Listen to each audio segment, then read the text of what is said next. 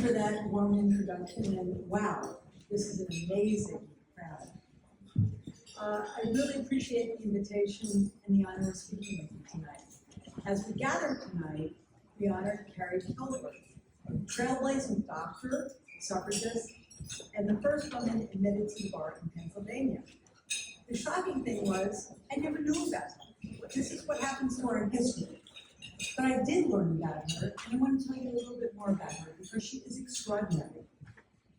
We know now that her journey to Penn Law was not an easy one.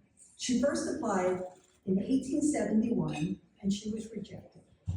Not for lack of ability, not for lack of impeccable qualifications, because men in power prevented her from attending. It was just that. At the time, it was seen as unacceptable, even unconscionable, for a woman to practice law in Pennsylvania.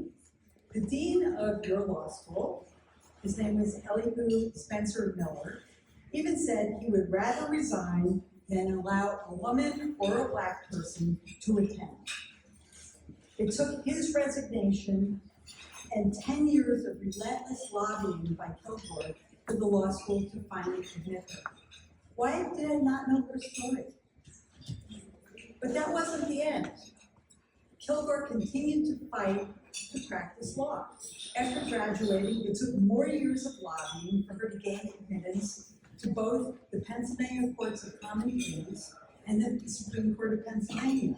She had the courage to challenge the formidable barriers of her time that excluded women. Her story resonates deeply with me. She is a reminder that the fight against repressive and exclusionary practices and institutional sexism takes courage and patient determination, especially in periods like we find ourselves in now. A period when we find ourselves on the losing side of righteous arguments. And I know this because in 1871, as Kilgore tried to attend law school, she also tried to vote. And after failing to have her ballot accepted, she argued her case pro se to the Pennsylvania court system all the way to the Pennsylvania Supreme Court. She refused to take no for an answer. She argued that the right to vote, and this is her words in that argument, is the peculiar right incident to and inseparable from citizenship. Take it away from all the people and the government dies. Take it away from any portion of the people, and just to that extent, the government is destroyed. Deny it to me, she said, one of the citizens of Pennsylvania, the exercise of the right of suffrage, and this guarantee becomes a dead letter. My interest in this republic is destroyed, she said. To me, the government becomes an absolute sovereign. I am its subject. My life, liberty, and property were all at its mercy. Those were powerful words, and those are shockingly vicious words. The court did not even bother to have her adversary get up and argue. They just rejected her petition right then and there.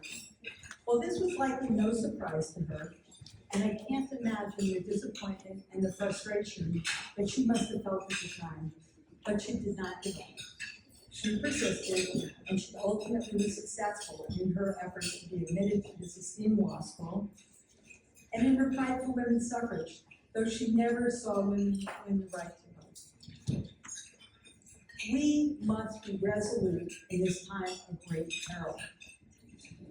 It would be very disingenuous for me to stand here tonight and tell you that everything is going to be okay, or that I'm not scared. I am. So much of what we have fought for, so much of what we have held as dear, is under siege by those who would like to go back to the status that women held in Kilgore's world. The hard-fought rights that we won, the rights that we thought could not be taken away from us, like Roe v. Wade. They've been stripped away, and others are on the chopping block. The rule of law in this country is at risk, and in some cases has already been severely eroded. Our very democracy is under threat. This is a moment of great urgency. It demands clear-eyed attention and courage, even if the way forward is not immediately obvious. But just as Kilgore did not give up, despite the setbacks she faced, we must step up. We must use our legal training. We must use our intellect. We must use our passion. We must do our parts. And we can take inspiration from visionaries like Kilgore, because we do not have the luxury to sit this out. We do not have the luxury to wring our hands and fret about the future, waiting for the Trump-Musk fever to snap. People's lives are on the line, and we must act even if we are scared. The great poet Audrey Rich once said that courage is not defined by those who fought and did not fall, but by those who fought, fell, and rose again. Those words inspire me. I hope they inspire you too. I understand that many of you in this room have already been personally affected by recent staffing decisions within our federal government. Some of you have had job offers rescinded when you had jobs in hand, eager to join the Justice Department or other federal agencies, planning to dedicate your careers to public service. Those opportunities were taken away not for any legitimate reason, but because of the whims of billionaires who can't fathom that government is not the enemy, and that great achievement and extreme wealth don't always go hand in hand. Those who see public service as just another industry to exploit for personal gain, or who use governmental power to punish and retaliate against perceived detractors have no place in public service. Yet their worldview has become the prevailing one in our government. These are dangerous times. And while I haven't personally experienced losing a job at the hands of figures like Elon Musk and his minions of Doge, I can assure you that all of us across my law firm and the legal profession have had to pivot. And I know all of you have had to revisit what your thoughts are about your future and what's achievable and what's available. Historically, my firm has not handled federal sector people in funding opportunity crises. We are civil rights lawyers, and most of our work is in the private sector. The federal sector EOS process is Byzantine. There are quick filing deadlines, and it's very easy to make a football. But given the urgency of this current situation, where we see thousands of civil servants who have dedicated their lives to public service being fired without any concern for their or their family's well-being, well, this has compelled us to adapt. Our phones are ringing off the hook. Every time thousands of jobs are cut, our phone rings off the hook. And we're not alone in that regard. We're taking on these cases, and we're getting the necessary expertise. And what we don't know, we are learning. I'm also regularly receiving phone calls from my former adversaries at Big Law, who are also just devastated to see what is happening in our country. And they're asking what they can do to volunteer their services. You see, having a law degree gives us the privilege and it gives us the responsibility to pivot and address people's suffering. That is our responsibility. So tonight, I want to talk about what we can do to use our skills to respond to the challenges we face. Whether you end up in public service or private practice, I urge you to act in the public interest. It's something deeply important to me because I know what it's been like to be disillusioned when institutions around us don't seem capable of rising to the moment. I also know that each one of us in this room can make a difference. We can all help affect change. I went to law school. My first year of law school was Ronald Reagan's first year in the presidency. And we thought that the world was coming to an end. Ronald Reagan looks like a quaint elder statesman. Many of us feared, correctly, that marginalized communities would suffer under his policies. We worried that the institutions, both governmental and legal, were too weak to defend those communities, and we were right. Under Reagan, civil and legal rights were rolled back. Poor people, people of color, women, and LGBTQ individuals, especially those living with HIV/AIDS, were hit hardest. And just as it is today, The institutions where we expected to raise our concerns were not listening.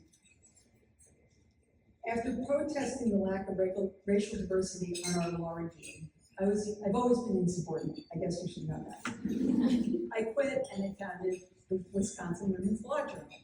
It was one of the first in the country. We didn't wait for others to create space for us. We took action ourselves. We knew that the progress made previously was in jeopardy, and that the voices that needed to be heard were being ignored. What we found was that people were ready to listen to new voices and fresh perspectives, and that speaking out and demanding access actually drove change. After clerking, I had the very good fortune of receiving women's rights and law fellowship from Georgetown University Law Center. And one of the first cases I worked on as a brand new lawyer was Meritor Savings Bank versus Vincent, which was the landmark sexual harassment case before the U.S. Supreme Court. Michelle Vincent was worked in a bank. She was a bank teller, and she had been sexually assaulted repeatedly at the bank by the bank manager. The court unanimously ruled in an opinion written by Chief Justice Rehnquist that sexual harassment violated Title VII of the Civil Rights Act of 1964.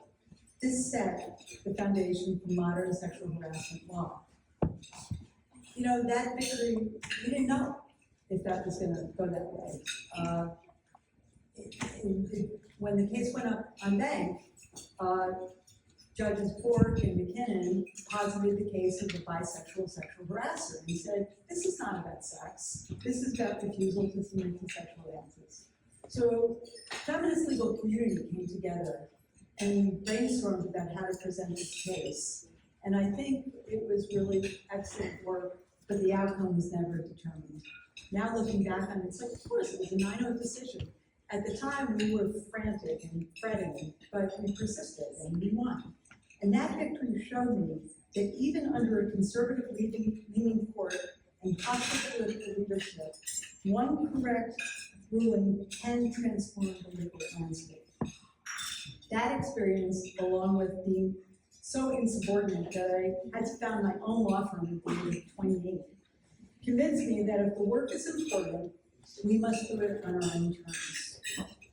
Over 40 years of practice, I've seen real, meaningful changes in the workplace regarding sexual harassment and sexual violence against women.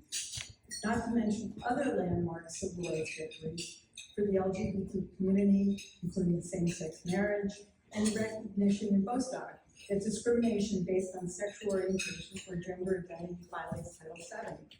These are real victories. But I don't want to be Pollyannish, and we cannot be complacent. Obviously. As I thought about what I would say to you tonight, I faced a challenge in how to honestly talk about the ways the world has changed dramatically as a result of this election. Recounting the highlight reel of my career felt extremely disingenuous, and sometimes when we reflect on the history of civil rights, feminism, social justice, there's a tendency to assume that the advances we made were inevitable or somehow linear. The idea that the moral arc of history bends toward justice is a powerful one, but it only does so if we make the active choice to fight for justice, time and time again. I have seen ordinary people change the world when they made that choice, and you can too. We must. In 2018, I represented a man who was a mid-level manager at the Harvey Weinstein Company. If you see the movie, She Said, he's featured in the movie and in the book. He was a mid-level manager who met with a New York Times reporter, Jody Cantor, at the bar in Tribeca, and turned over Harvey Weinstein's personnel file. And that was a moment. From that, the reporters did extraordinary reporting, and from that, the world knew that sexual harassment is a pervasive and undeniable systemic scourge.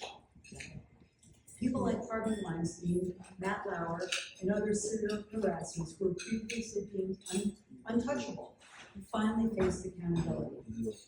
I had the great honor of representing Christine Blasey Ford, and her courageous testimony before the Senate Judiciary Committee against now Supreme Court Justice Brett Kavanaugh led to major societal shifts.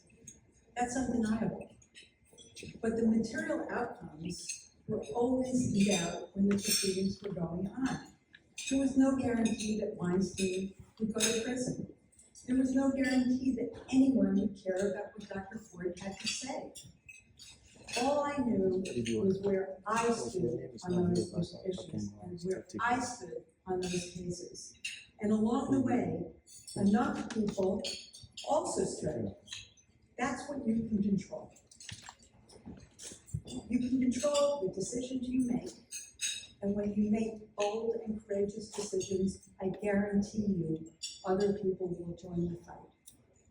They always have, and they always will. Me Too fundamentally changed the work experience for millions of women because women across the country, indeed across the globe, had the courage to come forward and talk about their experiences. And here's a question I ask myself, and probably ask this question too. Given where we are, was it worth it?